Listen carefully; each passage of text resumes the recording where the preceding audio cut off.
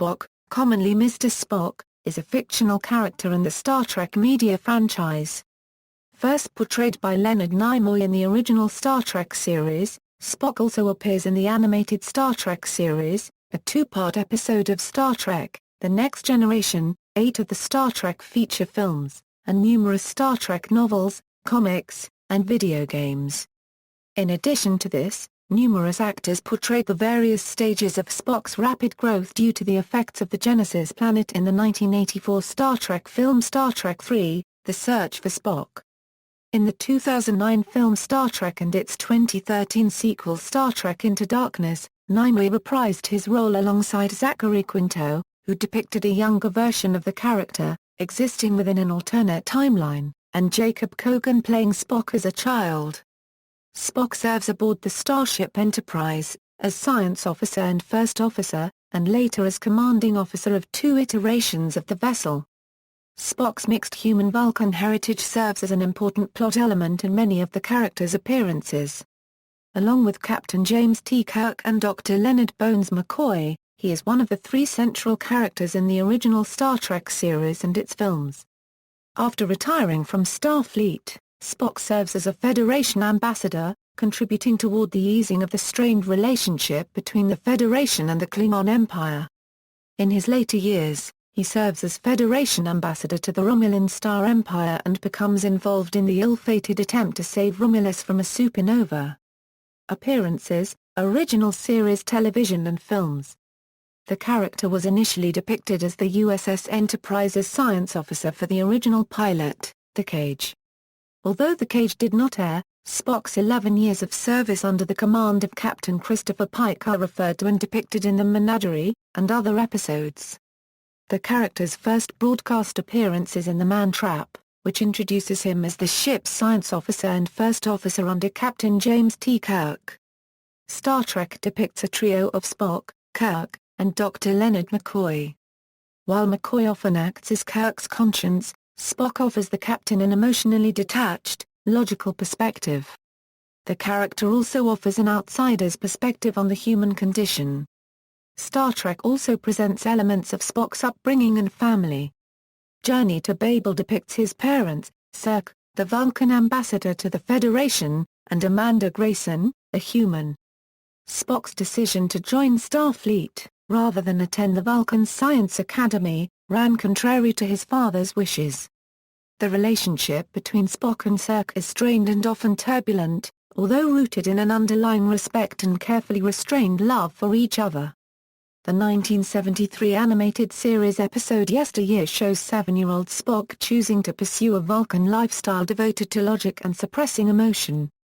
At the beginning of Star Trek, the motion picture, Spock is no longer in Starfleet, having resigned and returned home to pursue the Vulcan discipline of Kolinar. Spock is unable to complete the Kolinar ritual after he senses the coming of and rejoins Starfleet to aid the Enterprise crew in their mission. Spock, promoted to captain, is commanding officer of the Enterprise at the beginning of Star Trek II, The Wrath of Khan. At the film's end, he transfers his Katra the sum of his memories and experience to McCoy, and then sacrifices himself to save the ship and its crew from Khan Noonien Singh. The sequel, Star Trek III, The Search for Spock, focuses on his crewmate's quest to recover Spock's body, resurrected by the Genesis Matrix in the previous film. At the film's conclusion, Spock's revived body is reunited with his Katra. Spock is next seen in Star Trek IV, The Voyage Home, which depicts his recovery from the after-effects of his resurrection. In the film's final scene, he joins the crew of the newly commissioned USS Enterprise A under Kirk's command. In Star Trek V, The Final Frontier, Spock and the Enterprise crew confront the renegade Cyborg, Spock's half-brother. Star Trek VI, The Undiscovered Country reunites the Enterprise crew on a mission to prevent war from erupting between the Federation and Klingon Empire. Spock serves as a special envoy to broker peace with the Klingons after a natural disaster devastates their homeworld. Star Trek, The Next Generation, Spock appears in Unification, a 2-part episode of Star Trek, The Next Generation. Set 75 years after the events of The Undiscovered Country, The episode focuses on Federation Ambassador Spock's attempt to reunite the Romulans with their Vulcan brethren. Filming of the undiscovered country overlapped with production of this episode, and the episode references Spock's role in the film. Star Trek. Spock's next appearance in the live-action Star Trek franchise is the 2009 Star Trek film. Nimoy was given approval rights over Spock's casting and supported Quinto's casting. In the film's flashback, Ambassador Spock promises the Romulans he will use Vulcan technology to save them from a rogue supernova that threatens to destroy their empire. He pilots an advanced starship equipped with red matter, a powerful substance able to create artificial black holes. The mission is only partially successful, and in the aftermath Spock is pursued into the past by Nero, a Romulan driven mad by the loss of his homeworld and family, setting into motion the events of the film. In the film's opening act, Nero's ship emerges in the year 2233, and through its interaction with the inhabitants, inadvertently creates an alternate, parallel Star Trek universe. 25 years later in the new reality, Spock's ship emerges, and Nero captures him and the red matter.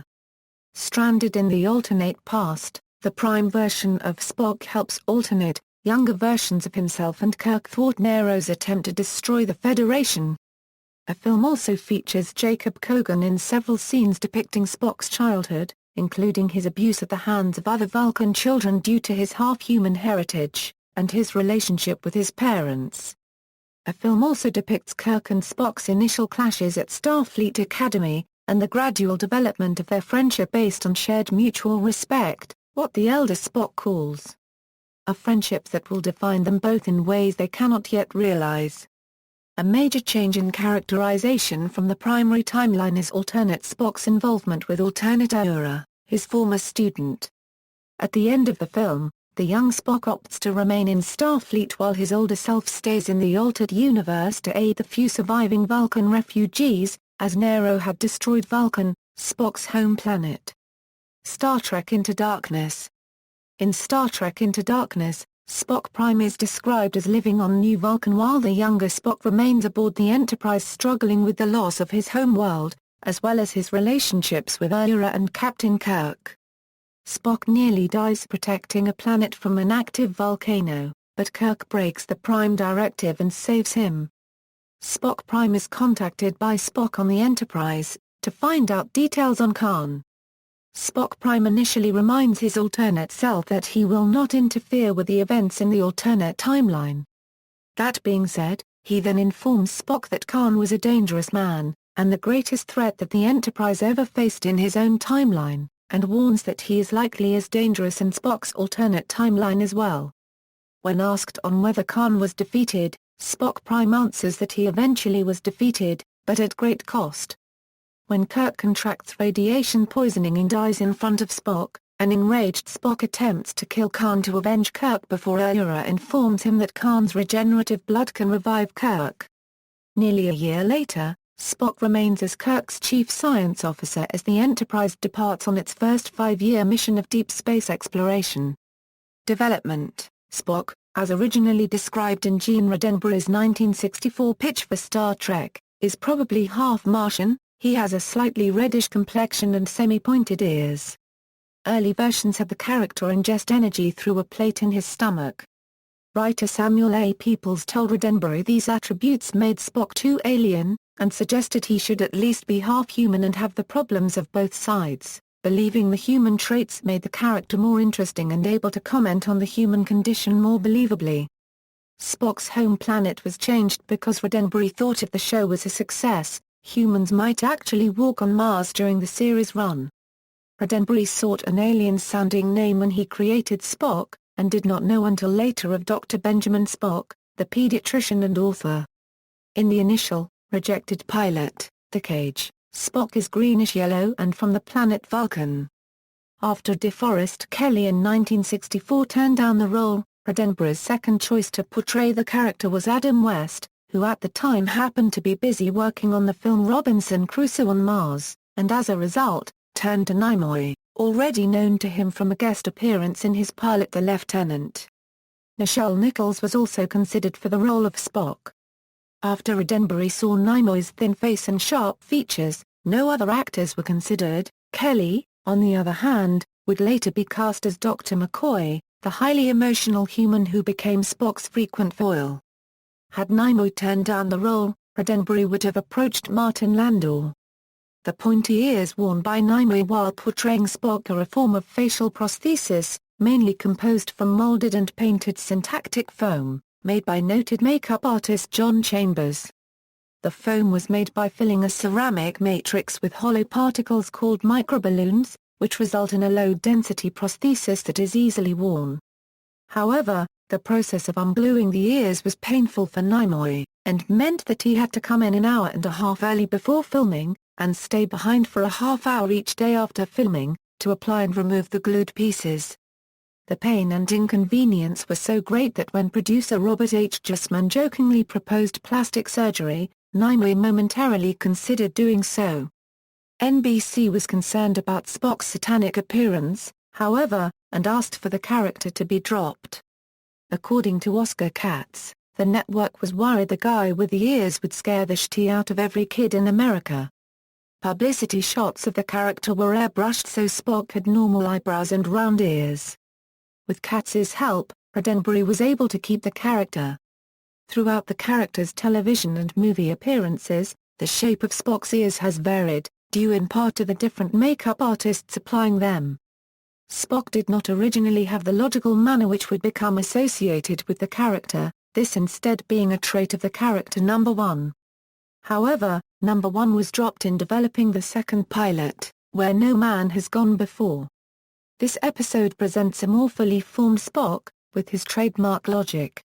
Nimoy liked the character's newly logical nature, observing the character as struggling to maintain a Vulcan attitude, a Vulcan philosophical posture and a Vulcan logic, opposing what was fighting him internally, which was human emotion. Spock's behavior has been described as representing, in part, a type of normative judgment.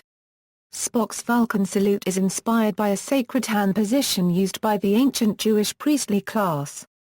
Diesel Vice President Herbert Solow believes Nimoy was the key contributor to the character's depiction. Nimoy recalled, as a Jew from Catholic Boston, one understood what it was like to feel alienated, apart from the mainstream. There were a number of values in Star Trek that I felt very comfortable with as a Jew. In a production memo going into the third season, Roddenberry credited Nimoy and the show's writers for developing Spock into a fully dimensional character. Roddenberry said Spock is difficult to write properly, and encouraged the writers to revisit some of the character's more colorful aspects, such as his music playing and ongoing chess game with Kirk. He also said fans' most frequent request was for more confrontation between McCoy and Spock. Death in the Wrath of Khan. Nimoy had not intended to join the cast of Star Trek II, The Wrath of Khan, but was enticed back with the promise that his character would be given a dramatic death scene. Nimoy reasoned that since The Wrath of Khan would be the final Star Trek film, having Spock go out in a blaze of glory seemed like a good way to resolve the character's fate. In an earlier draft of the script, Spock had died in the first act in a shocking demise that the movie's producer Harve Bennett compared to Janet Leigh's early death in Psycho. Fan reaction to leaked news that Spock would be killed was overwhelmingly negative, and one fan paid for trade paper advertisements urging Paramount to abandon the plan. Some fans even went so far as to issue death threats against Leonard Nimoy's family. According to Bennett, for some reason fans got the impression that Nimoy wanted Spock dead. He had written a book I Am Not Spock, and that gave people the idea. Anyway, when a fringe group of Trekkies learned that we were going to kill the Spock character, it was like we'd taken a child of theirs onto the Brooklyn Bridge with the intention of throwing it off. And their reaction was, let's get Leonard. By April 1981, a revised script was completed that moved the character's death to the movie's final act. Spock's death scene was shot over 3 days, during which no visitors were allowed on set.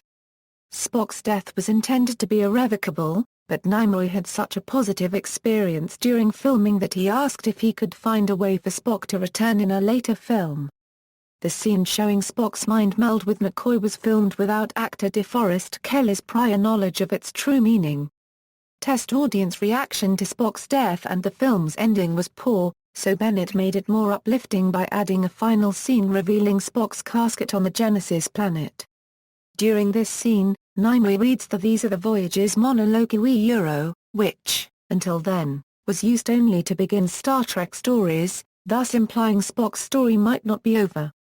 Director Nicholas Meyer objected to but did not obstruct the changes, and even Nimoy didn't know about the new scene until he viewed the film. Before the film opened, the media reassured worried fans that Spock would live again. Reaction to Spock's death: The Wrath of Khan had its first public screening at a science fiction convention in Overland Park, Kansas on May 8, 1982, almost a month before general release.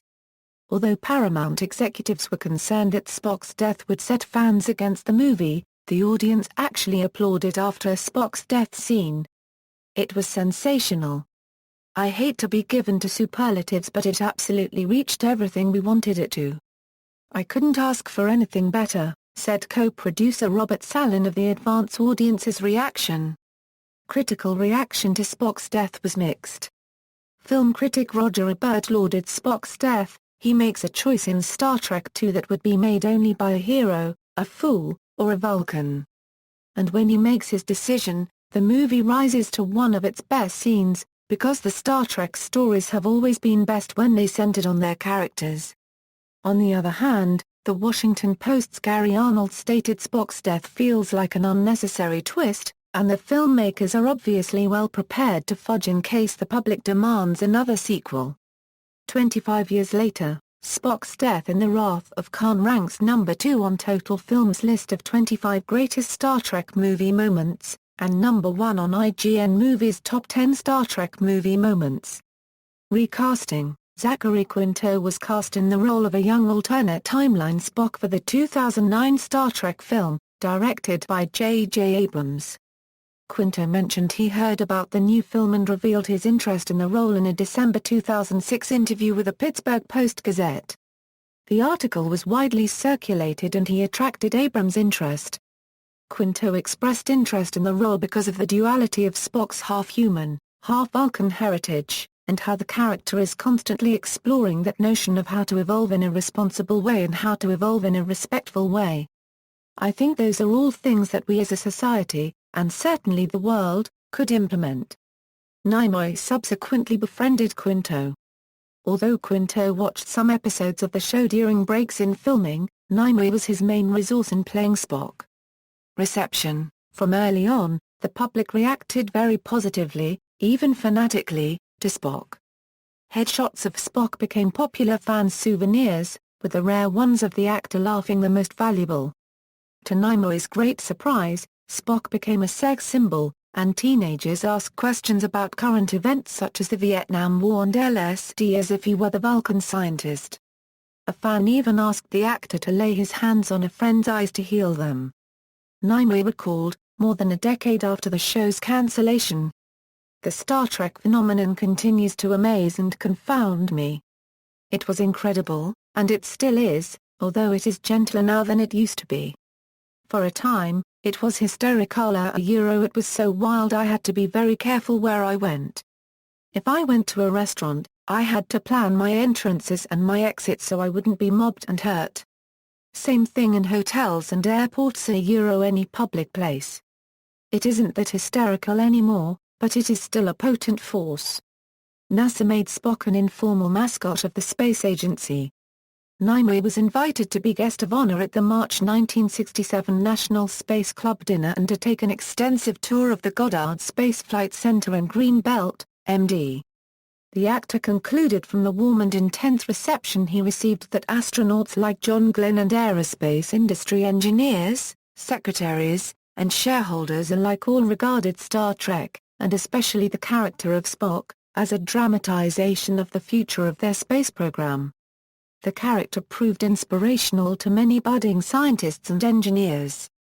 Nimoy has said that many of them, on meeting him, are eager to show him their work and discuss it with him as if he were a scientific peer, as opposed to an actor, photographer, and poet.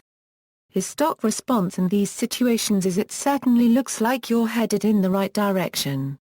In 2004, Spock was ranked number 21 in Bravo's list of the 100 greatest TV characters. In 2008, UGO named Spock one of the 50 greatest TV characters. According to Shatner, much of Star Trek's acting praise and media interest went to Nimoy. Star Trek, the Boston Globe described Quinto's performance in the 2009 film as something special, and stated that Nimoy's appearance carries much more emotion than you'd expect. Slate.com said Quinto played Spock with a few degrees more chill than Nimoy brought to the original character. Entertainment Weekly said that Quinto invests Spock with a new layer of chilly smoldering sex appeal, and Quinto does a fantastic job of maintaining Spock's calm, no-sweat surface but getting quietly hot and bothered underneath. Cultural impact: Spock has been parodied by, and has also been the inspiration for, pop culture works in various media. Composer-keyboardist George Duke's 1976 solo keyboard album features 2 tracks which pay homage to Spock, Spock Gets Funky, and Vulcan Mind Probe. Rock guitarist Paul Gilbert wrote the song Mr. Spock on his Spaceship One album. Swedish synth-pop band SPOCK makes music heavily influenced by the Star Trek universe. Even Nimoy got in on the act. Assuming the Spock character, Nimoy recorded a number of novelty songs, the first being highly illogical, in which Spock pointed out the foibles of human thought, such as relationships, automobiles, and greed. The second song, A Visit to a Sad Planet, was darker in tone and told the story of Spock visiting Earth in the future and discovering it had been ruined by war, violence, and environmental irresponsibility. According to comic book writer and editor Bob Budiansky, the Transformers character Shockwave was inspired by Spock. Spock's utilitarian perspective that the needs of the many outweigh the needs of the few is cited in a legal decision rendered by the Texas Supreme Court. Spock's physical appearance in the original series episode Mirror, Mirror has itself spawned a trope of the evil twin archetype found in various fictional genres. In that episode, several members of the Enterprise travel to a parallel universe inhabited by evil versions of themselves. The parallel universe version of Spock is distinguished physically by his goatee. Science fiction blog IO9 said that Spock's beard in the episode introduced the best shorthand ever for evil parallel universe duplicates. Examples of the evil goatee's appearances in other media include Bender's evil twin Flexo in Futurama and a 2009 episode of The Colbert Report featuring Stephen Colbert and Dan Matthew wearing fake goatees while pretending to be evil versions of themselves. The name of progressive rock band Spock's Beard is a direct reference to Spock's goatee in this episode. Fan productions: in addition to television, feature films, books, and parodies, Spock has also been portrayed in fan fiction. Since 2004, the online fan production Star Trek, Phase 2 has continued the further voyages of the cancelled initial series. The fan series creators feel Kirk, Spock, McCoy, and the rest should be treated as classic characters like Willy Loman from Death of a Salesman, Gandalf from Lord of the Rings, or even Hamlet, Othello, or Romeo. Many actors have and can play the roles, each offering a different interpretation of said character. Spock was portrayed by Jeffrey Quinn for the first 3 episodes of Star Trek, Phase 2. Brandon Stacy, who succeeded Jeffrey Quinn and Ben Tolpin in portraying Spock, also served as a stand-in for Zachary Quinto in the 2009 Star Trek film. See also, Star Trek Portal, Fictional Characters Portal, References, Footnotes. Resources: Asherman, Alon. The Star Trek Interview Book. Pocket Books. ISBN A0-671-61794 Exa, Dillard, J. M. Star Trek, Where No Man Has Gone Before. A History in Pictures. Pocket Books. ISBN A0-671-51149-1. Ryer, Terry Lee. From Sawdust to Stardust, The Biography of DeForest Kelley. Pocket Books.